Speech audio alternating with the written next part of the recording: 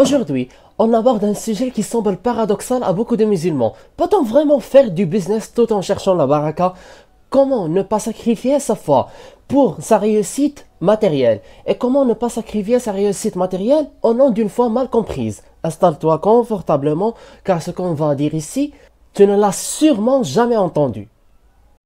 La fausse opposition entre dunya et akhira. Beaucoup pensent que si tu veux la baraka, tu dois fuir l'argent. Mais cette idée est fausse. Dans l'islam, la dunya n'est pas l'ennemi, c'est un outil. Le prophète, que la paix et la bénédiction soit sur lui, a eu des compagnons riches comme Abdurrahman ibn Auf et Uthman ibn Affan, Saad ibn Abi Waqqas, Talha ibn Ubaydillah et Omar ibn Khattab.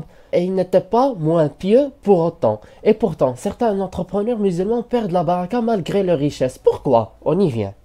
La vraie source de la baraka. La baraka ne vient ni du chiffre d'affaires, ni du nombre de clients, ni d'outils, ni des outils marketing.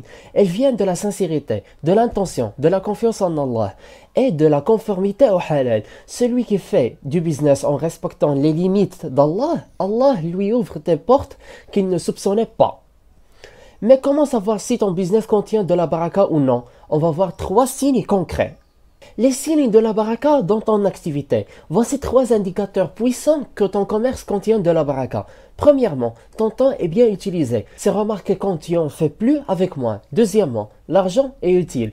Tu en gagnes peu, mais ça te suffit et ça dure. Troisièmement, relation saine. Tes clients te respectent, reviennent et parlent de toi en bien. Et parfois tu gagnes moins, mais tu dors mieux. Ça, c'est la baraka. D'accord, mais alors, comment la préserver tout en développant son chiffre d'affaires? Alors, développer son business sans vendre son âme. Beaucoup tombent dans le piège de la productivité extrême et du marketing trompeur. Mais il est possible d'avoir un business éthique, sincère et rentable. Voici 5 clés. Premièrement, halal only, produits et méthodes. Deuxièmement, intention claire, service, pas juste encaisser. Troisièmement, organisation avec spiritualité, prière d'abord, vente après. Quatrièmement, tawakkul plus action, travail, mais crois aussi que c'est Allah qui donne. Cinquièmement, donne pour recevoir, aumône régulière, mais minime. Et s'il y avait un modèle prophétique du business? Eh bien, il existe, tu vas être surpris.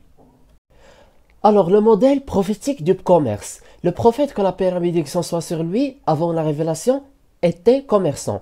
Il a été appelé El-Amin, le digne de confiance, par ses clients. Sa stratégie, honnêteté, service réel, clarté totale, confiance en Allah.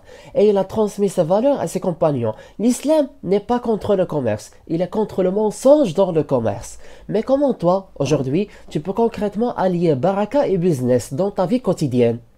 Comment? Je te donne des exemples pratiques à mettre en place. Voici 7 actions, simples mais puissantes pour commencer. Premièrement, faire des invocations spécifiques pour la baraka dans le travail. Deuxièmement, purifier ton argent. Vérifie toujours son origine. Troisièmement, tenir un carnet de gratitude, plus en moins. Quatrièmement, ne jamais rater une prière pour livrer un client.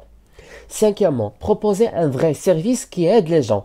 Sixièmement, lire régulièrement les versets sur la richesse et la générosité. Et septièmement et dernièrement, commencer chaque projet avec Bismillah.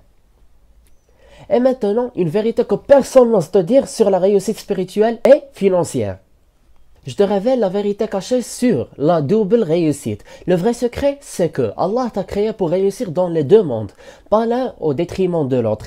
Tu peux bâtir un empire tant que tu bâtis aussi ta relation avec ton Créateur. Cherche par ce qu'Allah t'a donné la demeure dernière.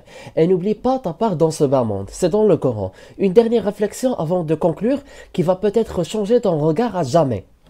Chers frères, chères sœurs, le business peut être une adoration ou une perdition. Tout dépend de l'intention et de la méthode. Allier baraka et business, c'est possible. Mais cela existe de toi, de ta discipline, de ta sincérité et de l'audace. Alors choisis ton camp. Faire fortune ou faire baraka. Et si tu pouvais faire les deux, abonne-toi pour d'autres vidéos sur le mindset musulman et les finances halal. Et je m'interroge à savoir, si tu es intéressé à ce contenu, sans que tu watches les vidéos précédentes dont on parle de la finance islamique, de la liberté financière et de la psychologie moderne. Watch-les, c'est un héritage cognitif à l'humanité. À très vite.